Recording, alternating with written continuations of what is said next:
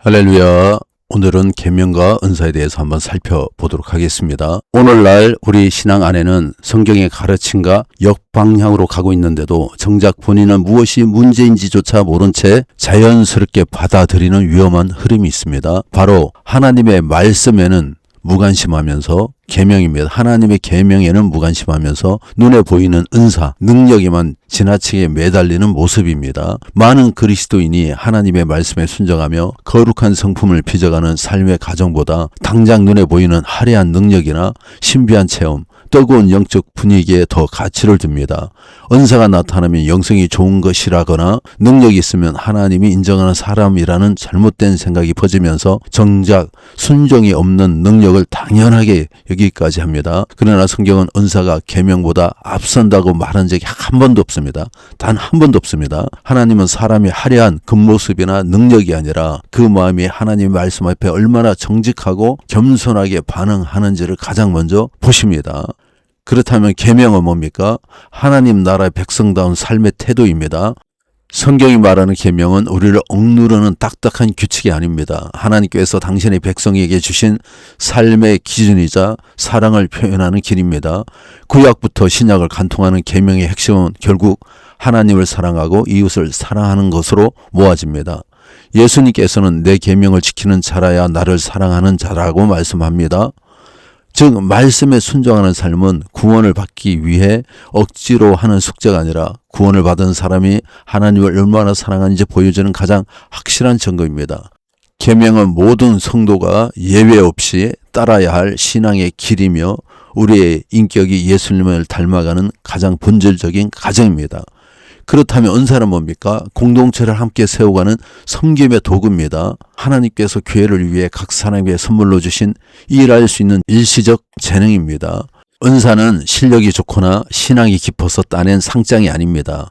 은사를 주신 가장 큰 이유는 나를 돋보이게 하려는 것이 아니라 교회를 튼튼히 세우고 다른 사람들을 돕게 하려는 데 있습니다. 모든 성도에게 똑같이 요구되는 계명과 달리 은사는 하나님의 뜻에 따라 사람에게 각각 다르게 주어집니다. 그러므로 은사는 내 신앙의 수준을 뽐내는 계급장이 아니라 사역을 위해 잠시 빌려 쓰라고 맡겨주신 빌린 도구일 뿐입니다. 아무리 강력한 은사를 가졌더라도 계명이라는 그 기초 위에 사용되지 않는다면 그것은 결국 아무런 의미가 없는 소음에 불과한 것입니다. 그러므로 우리는 다시 물어야 합니다. 나는 정말 하나님을 사랑해서 그분의 말씀을 지키고 있는가? 아니면 하나님 자체보다 하나님이 주시는 능력과 유익에 더 관심이 있는가? 오늘 이 시간 성경이 말하는 계명과 달란트와 은사가 무엇인지 바르게 정리하고 무엇이 먼저이고 무엇이 본질인지 분명히 알아가기를 축원합니다. 바울은 고린도전서 13장에 주어진 충격적인 선언을 합니다. 내가 사람의 방언과 천사의 말을 해도 내가 예언하는 능력이 있어도 모든 비밀과 모든 지식을 알아도 산을 옮길 만한 믿음이 있어도 사랑이 없으면 아무것도 아니다라고 말씀합니다.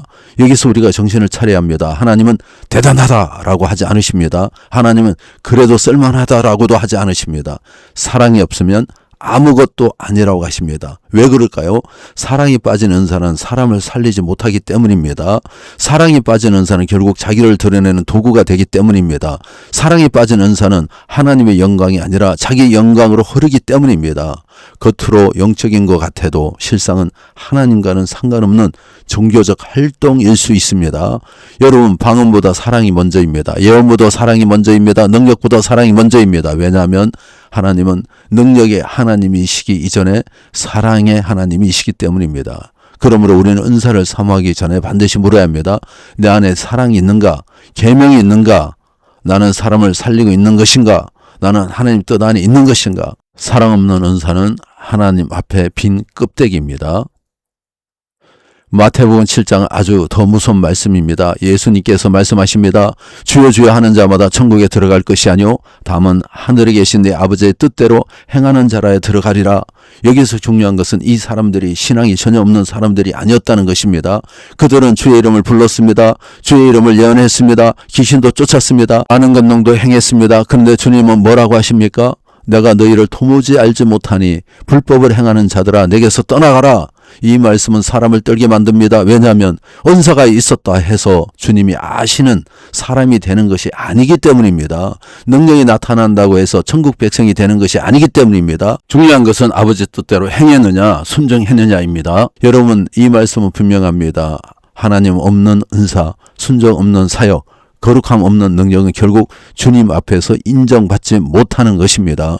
그러므로 우리는 외쳐야 합니다. 주님 은사를 주옵소서. 이전에 주님 먼저 계명을 따르고 순종할 수 있는 믿음을 주옵소서.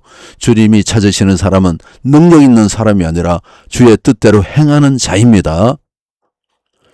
예수님은 요한복음 14장 21절에서 너무나도 분명하게 말씀하십니다. 나의 계명을 가지고 지키는 자라야 나를 사랑하는 자니. 여기에는 오해의 여지가 없습니다. 주님을 사랑한다는 것은 단지 눈물 흘리는 것이 아닙니다. 감동받는 것이 아닙니다. 찬양할 때 뜨거워지는 것만이 아닙니다. 물론 그런 감정이 있을 수는 있어요. 그러나 주님은 사랑의 기준을 감정에 두지 않습니다. 계명을 지키는 순종에 두셨습니다.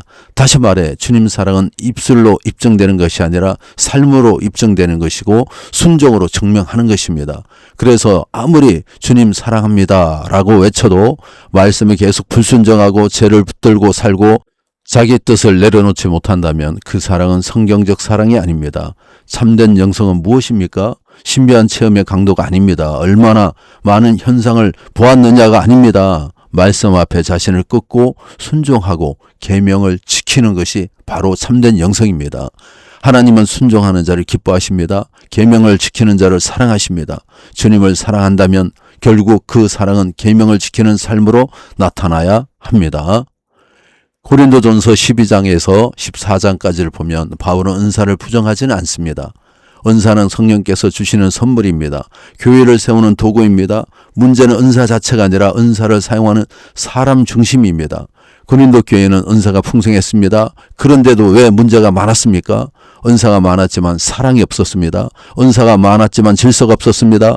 은사가 많았지만 겸손이 없었습니다. 은사가 많았지만 교회를 세우기보다 자기를 드러내는 방향으로 흘러갔기 때문입니다.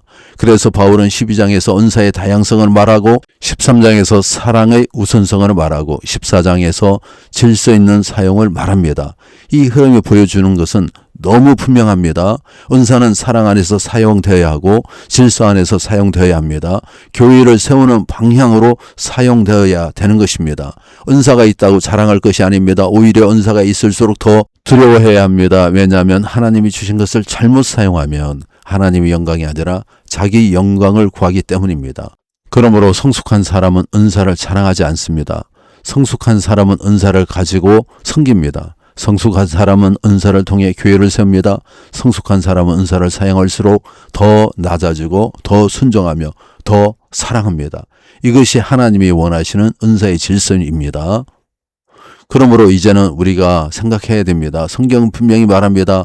계명은 무시하고 은사만 추구하는 신앙은 매우 위험하다는 것을요. 그것은 겉으로 영적인 것처럼 보여도 실제로는 공허한 것입니다. 사람의 눈에는 대단해 보여도 하나님 앞에서 아무것도 아닙니다. 하나님이 각각에 주신 것이기 때문에 내 능력이 아닌 것이죠. 그러므로 오늘 우리는 이 진리를 가슴에 새겨야 됩니다. 계명은 순종의 기준입니다. 은사는 섬김의 도구입니다. 이 순서가 바뀌면 안 됩니다. 계명이 방향이고 은사는 수단입니다. 방향이 틀리면 수단이 아무리 좋아도 잘못된 길로 갑니다. 그래서 하나님은 먼저 계명에 순종하는 것을 요구하십니다. 먼저 사랑을 요구하십니다. 먼저 거룩함을 요구하십니다. 은사를 사모하나 집착하지 마시기 바랍니다. 은사 그 자체에 집착하다 보면 자칫 신비주의에 빠지거나 은사를 자신의 영적 우월함을 증명하는 도구로 오용하기 쉽습니다. 은사는 하나님이 필요할 때 잠시 사용하는 일시적 통로임을 기억하며 겸손히 수용하는 자세가 필요합니다. 반면 달란트가 있어요. 달란트는 하나님이 주신 재능 위에 인간의 성실한 노력이 더해져 완성되는 지속적인 자산입니다.